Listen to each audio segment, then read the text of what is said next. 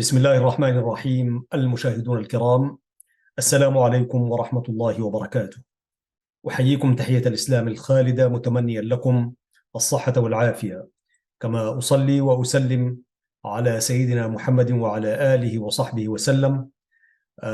وأرجو لكم أيها الإخوة والأخوات أينما كنتم وأنتم تتابعون فقرات وبرامج قناة سلام الإعلامية المباركة، أتمنى لكم دوما أن تكونوا في أمان الله وحفظه. هذه هي الحلقة رقم 98، والتي سنتحدث فيها مواصلة لما بدأناه في الحلقة السابقة عن قضايا اللغة العربية في العصر الحديث، وذلك نقلا عن دراسة كتبها الدكتور سمر روحي الفيصل. وقدمنا لكم جانبا منها. اليوم نتحدث عن قضية الكتابة باللغة العربية، وهي متصلة بالحلقة السابقة أيها الإخوة والأخوات. ولكن قبل أن ندلف إلى ما جاء في الحلقة، أنا أدعوكم بكل احترام وأن نستمع وإياكم إلى شيء من كتاب الله سبحانه وتعالى. هكذا ارتأيت ابتغاء الثواب عند الله، وفي نفس الوقت لنربط أن هذه اللغة مرتبطة بهذا القرآن الكريم. أعوذ بالله من الشيطان الرجيم. بسم الله الرحمن الرحيم. ما كان على النبي من حرج فيما فرض الله له. ما كان على النبي من حرج فيما فرض الله له. سنة الله في الذين خلوا من قبل، وكان أمر الله قدرا مقدورا. الذين يبلغون رسالات الله ويخشونه، ولا يخشون أحدا إلا الله، وكفى بالله حسيبا. ما كان محمد أبا أحد من رجالكم، ولكن رسول الله وخاتم النبيين، وكان الله بكل شيء عليما. يا أيها الذين آمنوا اذكروا الله ذكرا كثيرا، وسبحوه بكرة وأصيلا. هو الذي يصلي عليكم وملائكته هو الذي يصلي عليكم وملائكته ليخرجكم من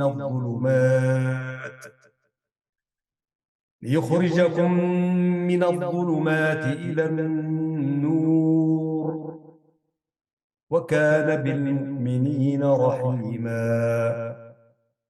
تحيتهم يوم يلقونه سلام، وأعد لهم أجرا كريما. يا أيها النبي إنا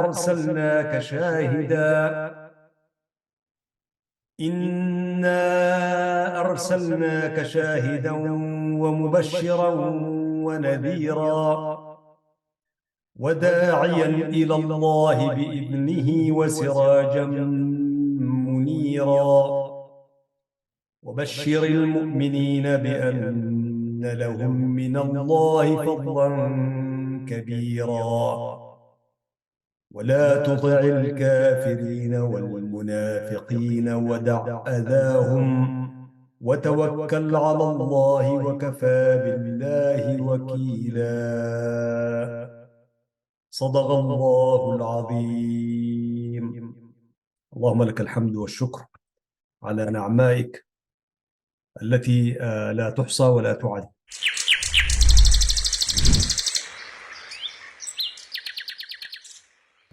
اليوم سنتحدث عن مشكلات الكاتب والكتابة الإبداعية. يقول الكاتب: أعتقد بأن المشكلة الأولى التي تواجه الكاتب في مجتمعنا العربي هي دخوله حقل الكتابة الإبداعية دون إعداد تربوي سليم، فموهبته تدفعه على سبيل التمثيل لا الحصر إلى كتابة القصة، فيروح يكتب في هذا الجنس الأدبي دون أن يمتلك المهارات التي تصقل موهبته وتجعل إنتاجه القصصي إبداعا أصيلا. وتراه يلجأ إلى قراءة القصص التي كتبها قاصون عرب وأجانب ليعوض النقص في إعداده التربوي، لكنه يخفق غالبا في أن يفيد من ثقافته القصصية، لأنه لا يعرف لهذه الثقافة هدفا غير الاطلاع على القصص والاستمتاع الجمالي بها. أما البحث عن أسرار القص من زاوية الرؤية ووحدتي الحدث والانطباع إلى تفصيلات الإنشاء فأمر لا يدركه، لأنه لم يتلقى إعدادا يؤهله لهذا الإدراك ويسمح له بتوظيف قراءته في صقل موهبته القصصية. وربما نشر هذا الكتاب الذي نستعرضه لكم مشاهدينا الكرام، وربما نشر هذا الكتاب قصصه في المجلات والكتب، لكنه يبقى في قرارة نفسه مؤمنا بأنه لم يملك أسرار الصناعة التي شغف بها واتجه إليها. أعيد قراءة الفقرة مرة أخرى: وربما نشر هذا الكاتب قصصه تلك في المجلات والكتب، لكنه يبقى في قرارة نفسه مؤمنا بأنه لم يملك أسرار الصناعة التي شغف بها واتجه إليها. وأزعم كما يقول الكاتب أن هذا الأمر سبب من أسباب تدني مستوى الكتابة الإبداعية في مجتمعنا العربي، كما أزعم أن تلافيه ممكن إذا وفرنا للموهبة فرص الإعداد السليم. واللافت للنظر أننا ندرب الجندي ليقاتل، والطبيب ليداوي، والعامل ليعمل، فلماذا لا ندرب الكاتب ليكتب؟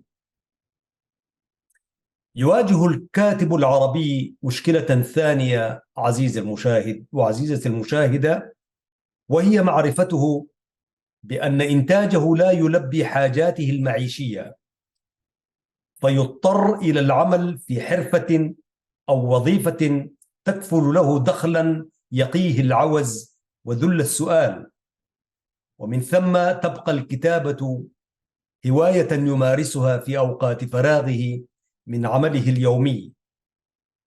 وهذا الأمر الاقتصادي الصرف يصدق على الكتاب المبتدئين في هذه الصناعة وعلى المجودين فيها، ولا بد من أن يؤثر تأثيرا سلبيا في مستوى الكتابة الإبداعية العربية. وأزعم إن القضاء على هذا التأثير السلبي ممكن إذا انطلقنا من أن الثقافة حاجة ضرورية للإنسان، ورحنا نوفر فرص الحياة الكريمة للكتاب، والتفتنا في أثناء ذلك إلى تنظيم العلاقة بين الكاتب والناشر، وإلى رفع القيود التي تكبل حركة انتشار الكتاب في الوطن العربي. هنالك مشكلة ثالثة يواجهها الكاتب العربي، وهي مشكلة العلاقة بالسلطة. وهذه المشكلة شائكة ذات تأثير كبير في مستوى الكتابة الإبداعية العربية، فعلة وجود الكاتب هي الكتابة، فإذا لم يكتب فقد علة وجوده. والكتابة الإبداعية منحازة إلى الإنسان الحر الكريم، عاملة على الدفاع عنه ورفعة لشأنه. أما علة وجود السلطة فهي حكم المجتمع لتنظيم أموره المعيشية والعلمية والفنية والسياسية والوطنية. فإذا لم تحكم أي تلك السلطة فقدت علة وجودها. ولا يخرج الحكم أي حكم عن هذا الهدف، أي لا يخرج الحكم أي حكم عن هذا الهدف، هدف تنظيم المجتمع وتنميته وتهيئة أسباب السعادة لأبنائه. ويخيل إلي أن الكاتب يلتقي السلطة في الهدف ويختلف عنها في أسلوب الوصول إليه. ومن الخطأ أن يظن بأن الكاتب والسلطة لا يلتقيان، وأن التعارض بينهما أزلي. ذلك أن المنطق العلمية شيء مغاير للواقع الملموس. ففي هذا الواقع سلطة تفهم الحكم على أنه السيطرة والسيادة والتميز وقمع الإنسان المقهور ليزداد إذعانا وتبعية، وهذا أمر يرفضه الكاتب ويرغب في تغييره بوساطة الكتابة، لكن ذلك يعرضه لأذى السلطة. فماذا يفعل؟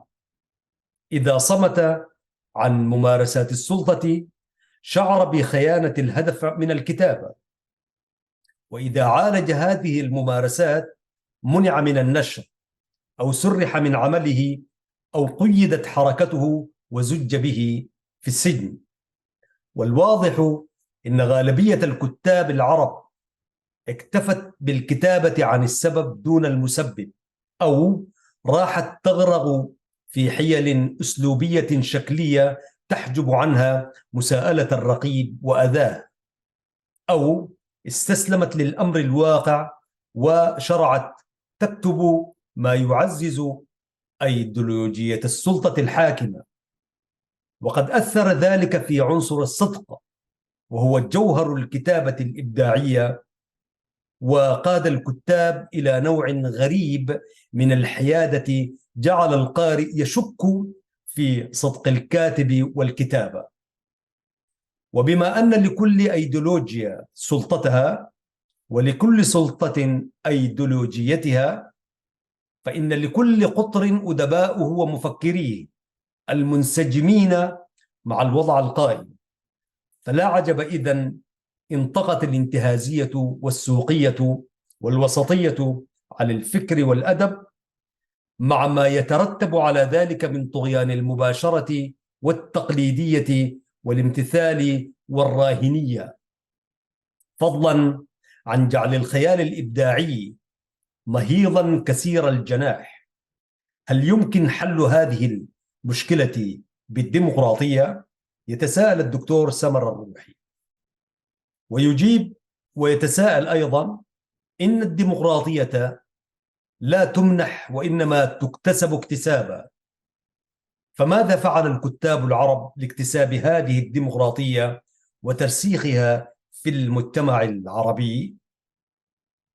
المشكلة الرابعة أيها السادة والسيدات التي تواجه الكاتب العربي تتعلق بالمنهجية ومناهج البحث.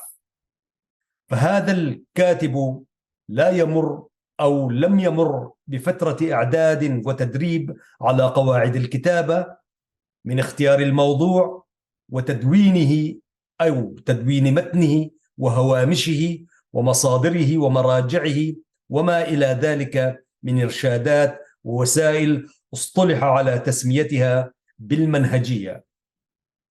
وأستطيع القول إن افتقار الكاتب العربي إلى مرحلة الإعداد جعل كتاباته تفتقر إلى المنهجية التي تكسبها المستوى العلمي المطلوب.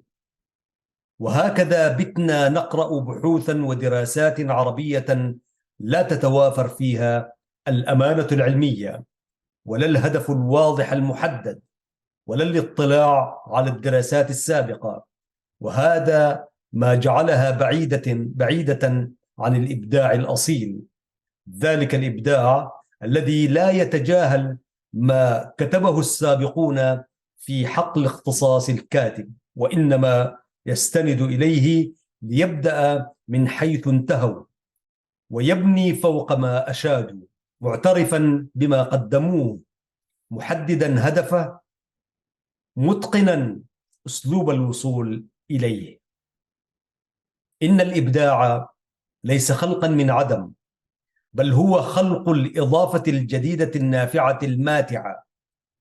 وقد أسهم في تدني المستوى العلمي للكتابة الإبداعية العربية أمر آخر افتقر إليه الكاتب العربي، وهو ضعف اطلاعه على مناهج البحث، وهي شيء آخر غير المنهجية.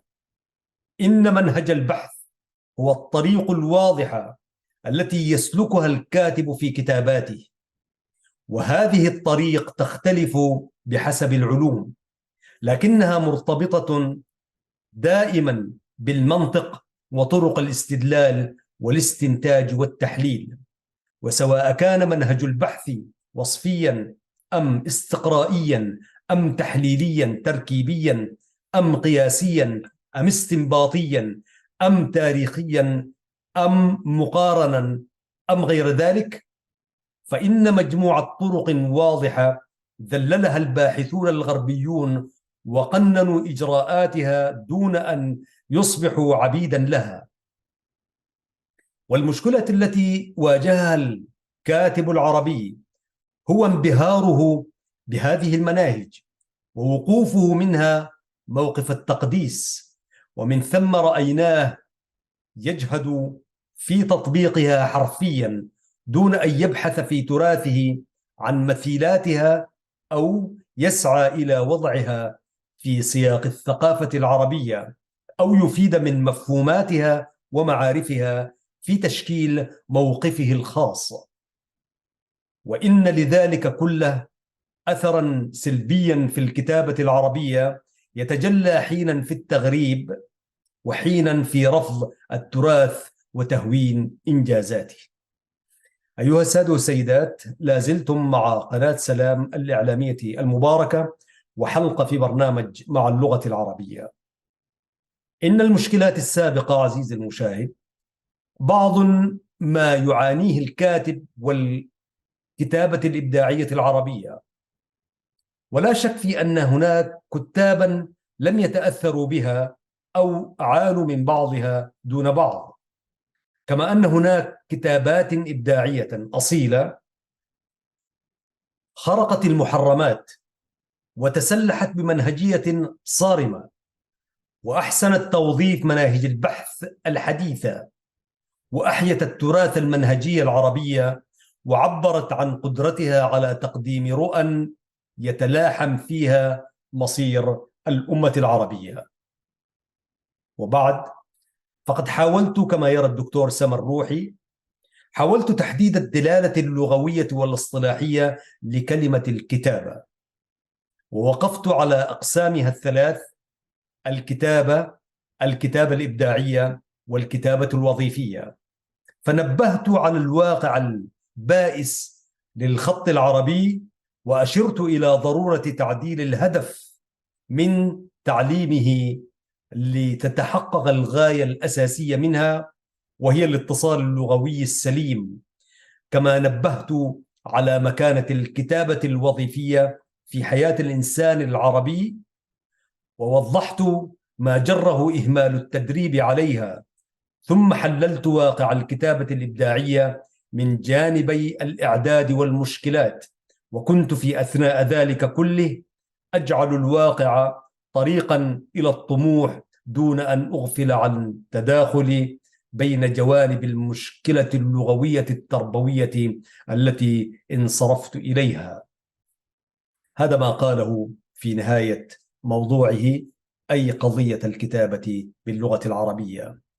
وأحالنا كقراء إلى عدد من المراجع، منها ما نشر في الزمخشري أساس البلاغة، والفيروزبادي القاموس المحيط، وكذلك المعجم الوسيط والمعجم المدرسي، وكتب عدة عزيز المشاهد. تقريبا فاقت 23 مصدر من مراجع وكتب وأوراق وكذلك دراسات محققة في مسألة اللغة العربية. أيها الإخوة والأخوات، نتوقف قليلا ثم نعود إليكم في الجزء التابع لهذه الحلقة، وسنقف هنا في مسألة الكتابة باللغة العربية. سنذهب إلى لون آخر من ألوان هذه اللغة العربية الجميلة، لكن قبل ذلك دعوني أختم هذه الجزئية بأبيات من الشعر الجميل قرأناها ودوما يعني أحب أن أردد مع نفسي. قول الشاعر: لا تلمني في هواها، لا تلمني في هواها، ليس يرضيني سواها، لست وحدي أفتديها، كلنا اليوم فداها، نزلت في ظل نفسي وتمشت في دماها، فبها الأب تغنى وبها الوالد فاها، لغة الأجداد هذه رفع الله لواها.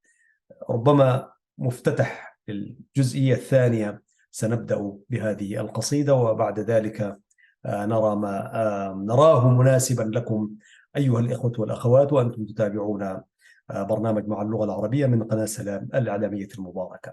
لحظات وأعود إليكم، فابقوا معنا مشاهدينا الكرام.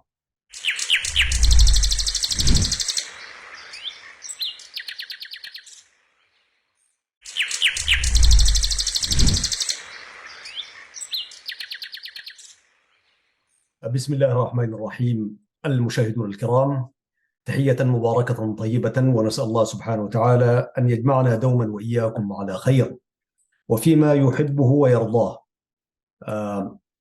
كنت قد توقفت في الجزئية السابقة، في الجزئية الفائتة من هذا البرنامج، في الكلمات عن اللغة العربية. قول الشاعر: لا تلمني في هواها، ليس يرضيني سواها، لست وحدي أفتديها، كلنا اليوم فداها، نزلت في كل نفس وتمشت في دماها، فبها الأم تغنت وبها الوالد فاها، وبها الفن تجلى وبها العلم تباها، كلما مر زمان زادها مجدا وجاها، لغة الأجداد هذه رفع الله لواها، فأعيدوا يا بنيها نهضة تحيي رجاها، لم يمت شعب تفانى في هواها واصطفاها. أصلا ما في شيء في هذه الدنيا، يعني ما في أمة تمسكت بهذه اللغة، وتمسك باللغة سيدفعها إلى تمسكها بالدين الإسلامي الحنيف، اللي هي لغة القرآن ولغة الدين، فلن يضيع له لا أجرا ولا حياة. ورحم الله الوالدة العزيزة رحمة واسعة. يعني دائما أنا أقول ورحم الله أمهاتنا جميعا وآباءنا، يعني على الرغم من أننا ولدنا في أسمرة، وأسمرة لم تكن غريبة عن اللغة العربية إطلاقا، بدليل ما سأقوله اليوم.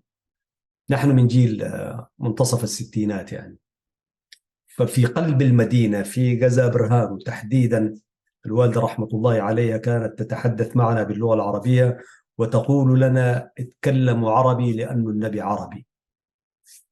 هكذا ولخصت كل قيم هذه اللغة العربية وقيم ما جاء به النبي العربي القرشي محمد صلى الله عليه وسلم، وعلى آله وعثرته وصحابته الكرام الخلفاء الراشدين والتابعين. بالله عندنا لغة تمسك بها خير من وطئ هذه الأرض، هذه اللغة العربية. أصلا هذه البشرية لم تشهد خير من مشى على أرضها أفضل من الصحابة رضوان الله عليهم جميعا، يعني من بدء النبوة إلى هذا اليوم يعني. لكن أولئك الذين تمسكوا بقيم الدين ورسالته وقيم ومبادئه، يعني لا شك أنهم لاقوا أفضل الحسنيين، عاشوا في الدنيا كرماء أعزاء شامخين، كما قال الخطاب عمر رضي الله عنه: كنا أذلاء فأعزنا الله بالإسلام، وإذا ما ابتغينا العزة في غير الإسلام أذلنا الله. فعاشوا أعزاء كرماء، ورحلوا من هذه الدنيا أبطالا في جهادا في سبيله، شهداء صونا لقيم الدين ورسائله. وحتى ما جاء بعدهم وخلف من بعدهم خلف أضاعوا الصلاة واتبعوا الشهوات. ولذلك أنا أقول أولئك الصحابة هم نماذجنا وقدوتنا في هذه الحياة. خسروا شنو يعني؟ ماذا خسروا؟ وهم بس كانوا يعرفوا هذه اللغة العربية. ماذا خسروا؟ والله لم يخسروا شيء، بل كسبوا أشياء في هذه الدنيا. فأنا أقول لكل إنسان يعني ما أسعفته الأيام أن يتعلم لغات أجنبية وما إلى ذلك. والله إذا كنت أنت تعرف هذه اللغة العربية وتحبها والله وتمسكت بها، والله لن تخسر شيئا أبدا، بل ستشعر كل يوم أنت يعني عزيز وأنت قوي وأنت. هذا غير الحقائق التي أكدتها أن هذه اللغة لا تضاهيها أي لغة في هذا الكون الفسيح. ولذلك أنا ارتأيت أن أختم حديثي هذا في هذه الحلقة لقصيدة ودائما أحبها كثيرا. هي أبيات سنقرأ من قصائد أبو الطيب المتنبي أحمد بن الحسين الكندي أبو المحسن. وكان شاعرا حكيما طبعا، وشاعر يعني شاعر العرب الأول يعني. فيقول: لكل امرئ من دهره ما تعود، وعادة سيف الدولة الطعن في العدا. قصائد المتنبي بتديك عزة بقدراتك، وتخليك رجل برضو لك رسالة ولك هيبة. يعني ما تبقى زول كده مايع كده يعني بيقول لك: لكل امرئ من دهره ما تعود. ونحن ناخذ الحكم: وإن من البيان لسحرا وإن من الشعر لحكمة. قال: لكل امرئ من دهره ما تعود، ما تتعود عليه. وهذا ما أكدته السنة النبوية والقرآن الكريم. وعادة سيف الدولة الطعن في العدا. طبعا دي قضية أخرى. وأن يكذب الإرجاف عنه بضده، ويمسي بما تنوي أعاديه أسعد. ورب مريد ضره ضر نفسه، ورب مريد ضره ضر نفسه، وهاد إليه الجيش أهدى وما هدى. ومستكبر لم يعرف الله ساعة، ومستكبر لم يعرف الله ساعة، رأى سيفه في كفه فتشهد. من شدة قوته ذلك البطل الذي يمدحه سيف الدولة، عفوا المتنبي وسيف الدولة طبعا، أول ما شافوا العدو وشاهر سيفه نطق بالشهادة. ومستكبر لم يعرف الله ساعة، رأى سيفه في كفه فتشهد. هو البحر غص فيه إذا كان ساكنا على الدر، واحذره إذا كان مزبدا. هو البحر غص فيه إذا كان ساكنا على الدر، واحذره إذا كان مزبدا. فإني رأيت البحر يعثر بالفتى، وهذا الذي يأتي الفتى متعمدا. تظل ملوك الأرض خاشعة له. والخشوع والخضوع لله سبحانه وتعالى طبعا. لكن للشعراء يعني مداخلاتهم وتفسيراتهم هنا وهناك. أنا ما داير أقول يجوز للشاعر ما لا يجوز لغيره، لكن المعنى في بطن الشاعر: تظل ملوك الأرض خاشعة له، تفارقه هلكا وتلقاه سجدا. وتحيي له المال الصوارم والقنا، ويقتل ما يحيي التبسم والجدى. ذكي تظنيه طليعة عينه، يرى قلبه في يومه ما ترى غدا، وصول إلى المستصعبات بخيله، وصول إلى المستصعبات بخيله، فلو كان قرن الشمس ماء لأورد. مبالغة في البطولة، مبالغة في العزيمة، أن يعني يرد حتى لو كان قرن الشمس، وصول إلى المستصعبات بخيله، فلو كان قرن الشمس ماء لأورد. لذلك سمى ابن الدمستق يومه مماتا، وسماه الدمستقي مولدا. سريت إلى جيحان من أرض آمد، يخاطب سيف الدولة. سريت إلى جيحان موضع من أرض آمد، ثلاثا لقد أدناك ركض وأبعد، فولى وأعطاك ابنه وجيوشه جميعا، ولم يعط الجميع ليحمد. عرضت له دون الحياة وطرفه، عرضت له دون الحياة وطرفه، وأبصر سيف الله منك مجردا، وما طلبت رزق الأسنة غيره، وما طلبت زرق الأسنة غيره، ولكن قسطنطين كان له الفدا. نعم، في حروب سيف الدولة وملاقاته للأعداء كان فيها شيئا كذلك، وإن كانت سلطة وما إلى ذلك، ولكنه كان برضو نشرا للإسلام ورسالته يعني. وما طلبت زرق الأسنة غيره، ولكن قسطنطين كان له الفدا، فأصبح يجتاح المسوح مخافة، وقد كان يجتاح الدلاص المسردا، ويمشي به العكاز في الدير تائبا، وما كان يرضى مشي أشقر أجردا. ويمشي به العكاز في الدير تائبا، وما كان يرضى مشي أشقر أجردا، وما تاب حتى غادر الكر وجهه جريحا، وخلى جفنه النقع أرمدا. فلو كان ينجي من علي ترهبت الأملاك مثنا وموحدا، وكل امرئ في الشرق والغرب بعدها، وكل امرئ في الشرق والغرب بعدها يعد له ثوبا من الشعر أسودا. هنيئا لك العيد الذي أنت عيده، وعيد لمن سمى وضحى وعيد.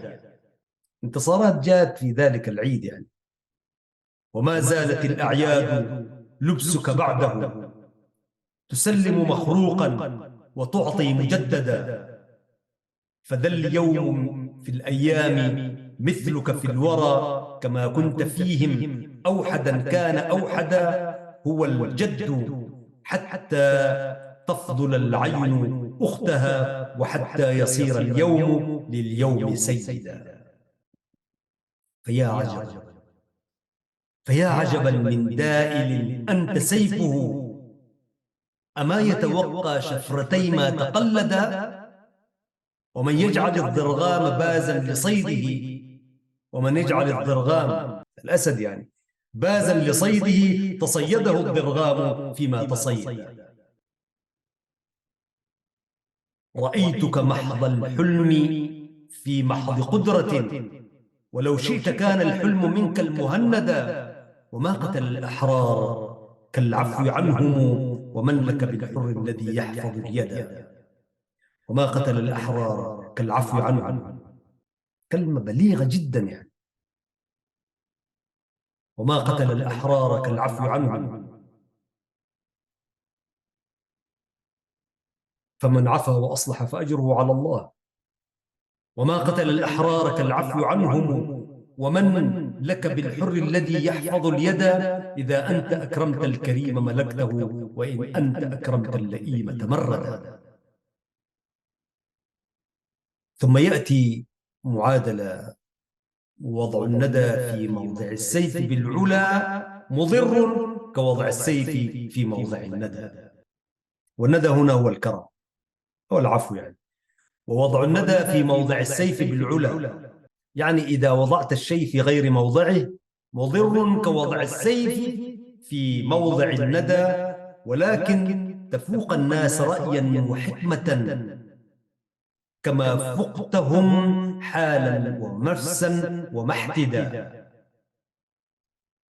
يدق على الأفكار ما أنت فاعل، فيترك ما يخفى ويؤخذ ما بدا.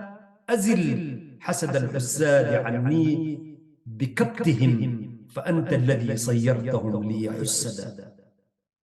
دخل في قضية ذاتية. أزل حسد الحساد عني بكبتهم، فأنت الذي صيرتهم لي حسدا. إذا شد زندي حسن رأيك فيهم، ضربت بسيف يقطع الهام مغمدا. وما أنا إلا سمهري حملته، فزين معروضا وراعى مسددا. وما الدهر إلا من رواة قصائدي أو قلائدي، إذا قلت شعرا أصبح الدهر منشدا. فسار به من لا يسير مشمرا، وغنى به من لا يغني مغردا. أجزني إذا أنشدت شعرا، فإنما بشعري أتاك المادحون مرددا. ودع كل صوت غير صوتي، فإنني أنا الصادق المحكي والآخر الصدى. تركت السرى خلفي لمن قل ماله، وأنعلت أفراسي بنعماك عسجدا. وقيدت نفسي في ذراك محبة، ومن وجد الإحسان قيدا تقيدا. إذا سأل الإنسان أيامه الغنى، وكنت على بعد جعلناك موعدا. دي طبعا من أجمل قصائد المتنبي في مدح سيف الدولة ومواجهاته مع أعدائه من كثير من الشعراء. أبو طيب المتنبي طبعا كان رجلا يعني قيل عنه الكثير والكثير، ولكنه رحل مؤمنا بالله وكتابه ورسوله، كما تؤكد عدد من المراجع والكتب، ومات شهيدا مقتولا مع كل فراسته يعني. سأتوقف هنا، ولكن أحكي لكم قصتي مع أبو طيب المتنبي، هذا الشاعر الذي نحبه كثيرا يعني، ونسأل الله أن يسامحه على حاجات كثيرة يعني. أبو طيب المتنبي أنا يعني تعلقت به من المرحلة الإعدادية. في دقائق أنا حأحكي.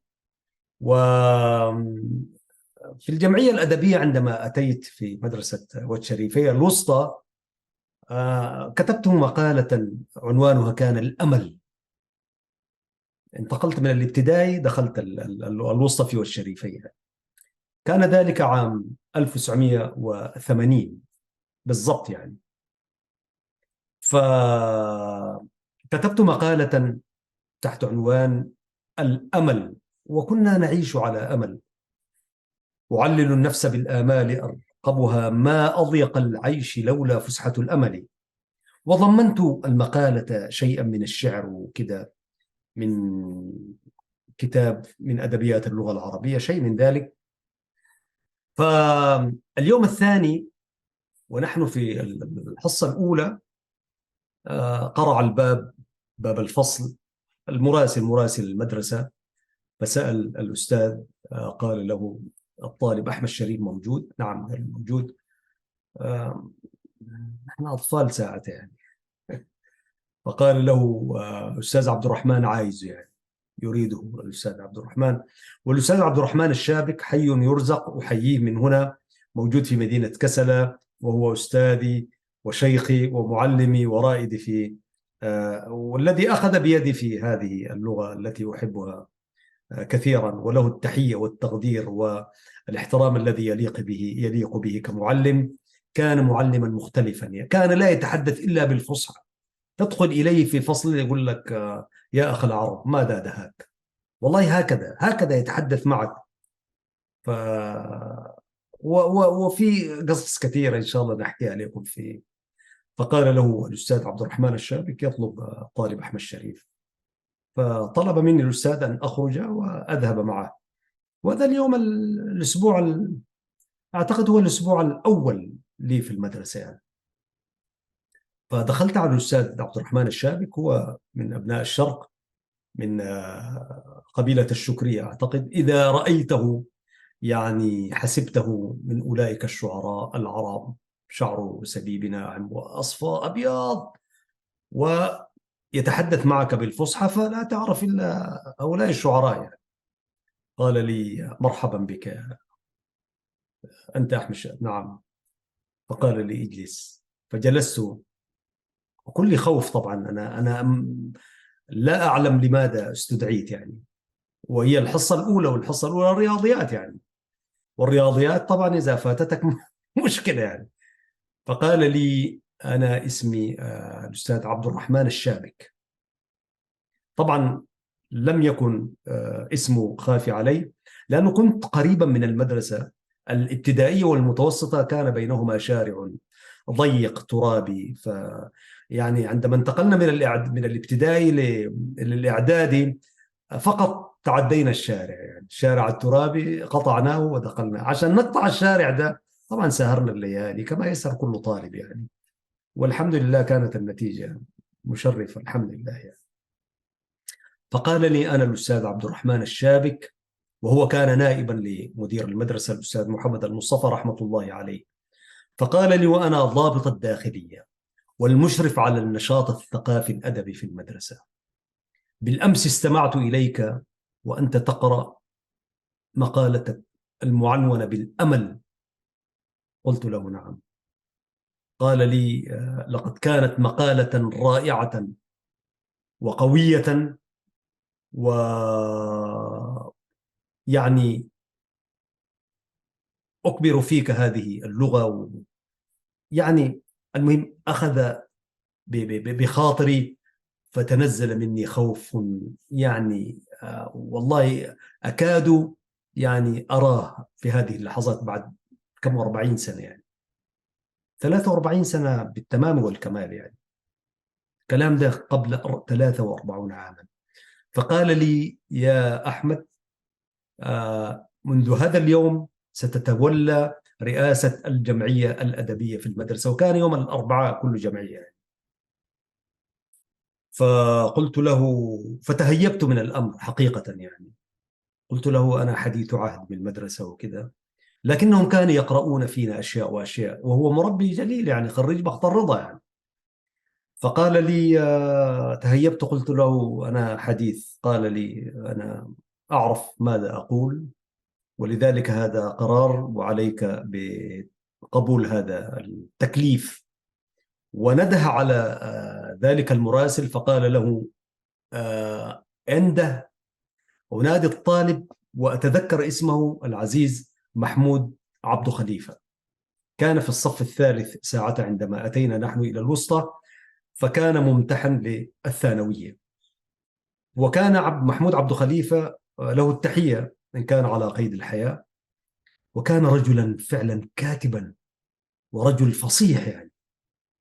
فقيل له من قبل الأستاذ، قال له لأنك أنت ممتحن هذا العام فستكون مشغولا بالمذاكرة، وبالتالي نحن نرى أنه تسلم الإدارة للطالب أحمد شريف. وأنا حقيقة قلت له حتى يعني لا يحدث بيني وبين الطالب محمود عبد الخليفة شيء من أشكال يعني ما في الحساسية وهكذا يعني. فقال له وتتفرغ أنت لمذاكرتك وكذا. فتقبلها يعني، قد يكون في نفسه شيء، ولكن قبل التوجيه. وقال له إلي بمفتاح الجمعية الأدبية، يعني ممتلكات الجمعية الأدبية. وذلك المفتاح هو لدولاب صغير، يعني طوله وعرضه يعني ربما متر في متر ونص، شيء من ذلك. وفيه طبلة كده وتكفله جوا الخزينة هذه، فيه طباشير وفي مساحة وفي ألوان من الطباشير، ويعني نوت بتاعت تكتب فيها حاجة كده، وقلم قلمين كده بتاع. هذه عهدة الجمعية الأدبية. فقال له آه، جيب المفتاح. الأخ العزيز الطالب محمود عبد الخليفة شال المفتاح وذهب إلى عنبر يبدو لي، وجاءنا بالمفتاح، وتسلمت المفتاح بتاعت الجمعية الأدبية. وقال لي منذ هذا اليوم أنت رئيس الجمعية الأدبية. وقال له لمحمود تفضل بالانصراف، وشكره.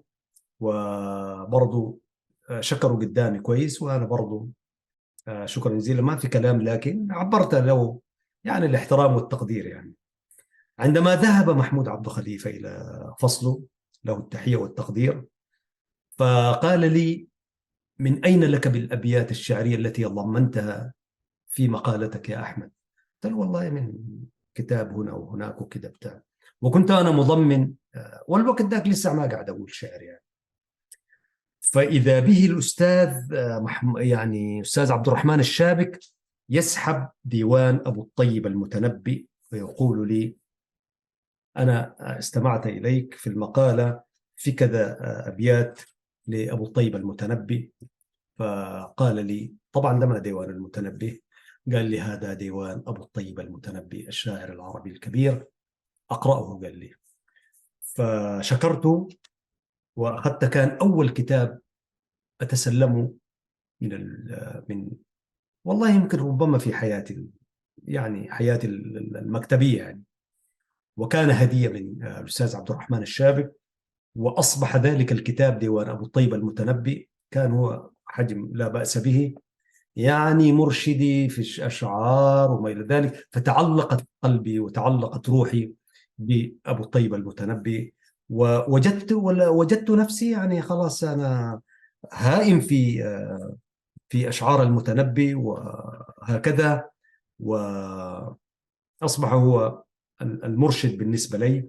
حفظت طبعا يعني قصائد كثيرة من ذلك الديوان، وكنت أضمن كلما كتبت مقالة، كلما هناي يعني. برضو في العنبر تكتب بيت كده المتنبي، يعني من أبيات المتنبي زي مثلا إذا أنت أكرمت الكريم ملكته، وإن أنت أكرمت اللئيم تمردا.